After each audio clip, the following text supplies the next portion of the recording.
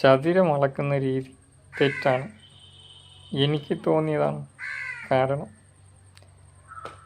ഒരു വശം 90 മറുവശം 10.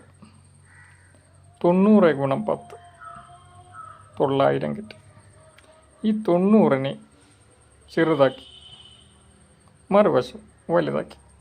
അപ്പോൾ 70 ഗുണം 30, അതായത് ഒരു വശം 70 ഒരു വശം 30. 70 ഗുണം 30 2100.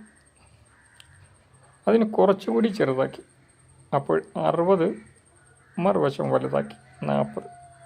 60 ഗുണം 40 2400. ഇനി ഇതിനെ പകുതിയാക്കി. അതായത് ഒരു വശം 50 മറുവശം 50. 50 ഗുണം 50 കിട്ടിയത് 2500. ഇനി എങ്ങനെയാണ് ശരിയായ വിധത്തിൽ ചതുരം അളക്കുക? ഒരു ചതുരത്തിൻ്റെ 4 വശങ്ങളെ ചുറ്റിപ്പിടിക്കുക. വൃത്തമാണെങ്കിൽ വൃത്തത്തെ ചുറ്റിപ്പിടിക്കുക. കിട്ടിയത് 100 ആണെന്ന് വിചാരിക്കുക.